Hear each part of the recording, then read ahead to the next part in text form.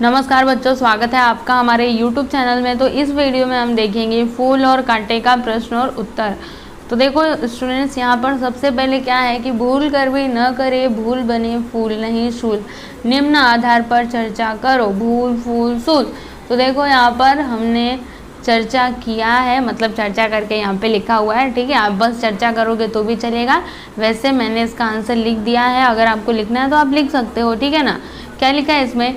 गलती करना यह मनुष्य का स्वभाव है, लेकिन उन गलतियों से सीख लेते हुए भविष्य में गलतियां न करने का प्रयास भी करना चाहिए। मनुष्य एक सामाजिक प्राणी है, इसलिए उसे कभी भी ऐसा काम नहीं करना चाहिए जिससे दूसरों का बुरा हो। मनुष्य को फूल के जैसा जीवन जीना चाहिए जो दूसरों के लिए अपना सर्वस्व न्यौछावर कर देता है, न कि शूल के जैसा जो हमेशा दूसरों को कष्ट देता है।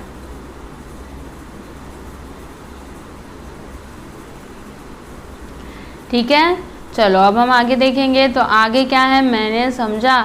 बच्चों, ये आपने जब कविता पढ़ी तब उसके बाद आपको क्या समझ में आया? तो मुझे जो समझ में आया है मैं लिख दे रही हूँ।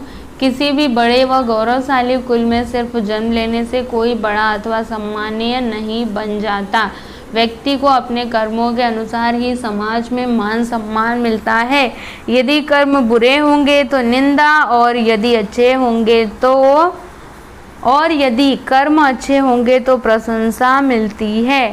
ठीक है, तो मैंने तो ये समझा, अगर आपने कुछ और समझा तो आप उसको लिख सकते हो। अब यहाँ पे अगला क्या है, बताओ तो सही।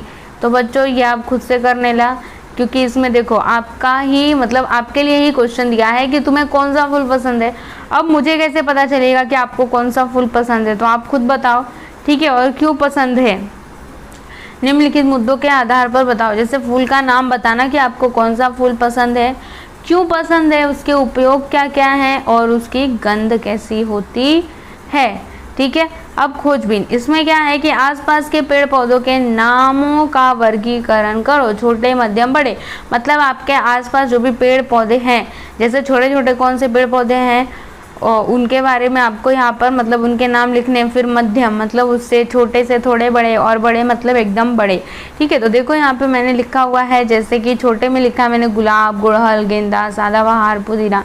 ये सभी क्या होते हैं? छोटे छोटे पेड़ पौधे होते हैं। फिर उसके बाद मध्यम में आ जाएंगे अमरूद, पपीता, केला, नींबू, सीताफल, अनार, है ना। ये सभी ज़्यादा बड़े नहीं होते और ज़्यादा छोटे भी नहीं होते हैं।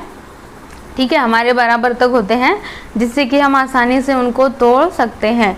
अब बड़े वृक्ष की बात करेंगे तो बड़े में आ जाएगा पीपल, बरगद, नारियल, है ना। ये सभी कितने ऊंचे ऊंचे होते हैं। अगर हमें क्या करना है, जैसे नारियल अगर हमें चाहिए तो कितना ऊपर चढ़ना पड़ेगा, है कि नहीं। फिर आम, खजूर, खजूर का भी कितना बड़ा होता है पेड़। फिर जामुन और नीम। ठीक है, तो ये सभी बड़े पेड़ हैं। अब यहाँ पे अगला क्या है, वाचन जगत से। इसमें क्या दिया है कि संकेत स्थल पर जाकर महाराष्ट्र राज्य के खादी ग्रामोद्योग की जानकारी पढ़ो और मुद्दों के आधार पर भाषण तैयार करो। तो देखो बच्चों, मैंने इसका आंसर लिख दिया है, आप भी लिख सकते हो। ठीक है ना, आप इसी को चाहो तो लिख सकते हो। देख लो आप इसको अच्छे से।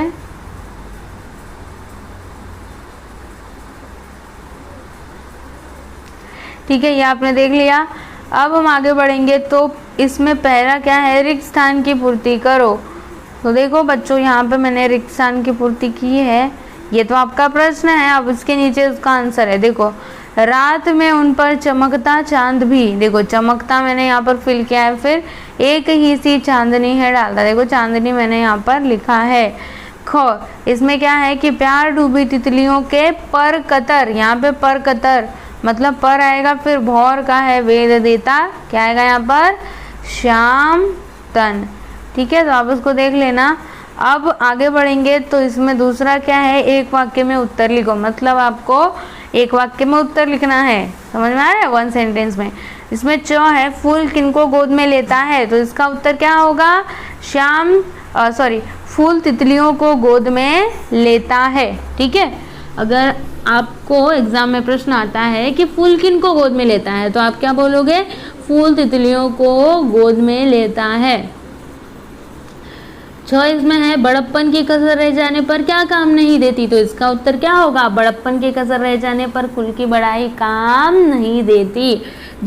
कौन एक सा बरसता है, तो इसका उत्तर क्या होगा, मेह एक सा बरसता है। फिर झ, फूल किसको रस पिलाता है, तो इसका उत्तर क्या होगा, फूल भौरे को रस पिलाता है। ठीक है ना, तो आप देख लो।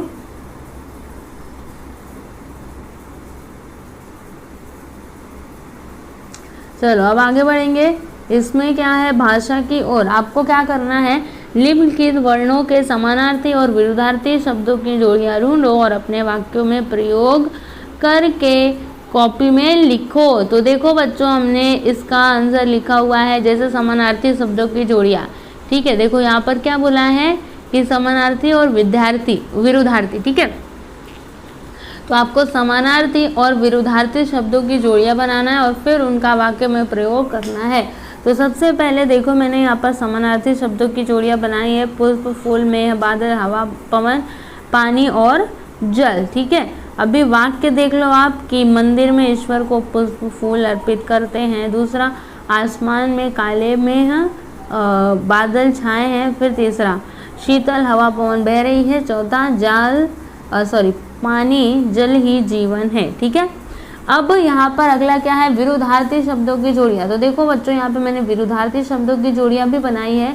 रात का दिन, छोटा का बड़ा, अस्त का उदय, सम्मान का अपमान।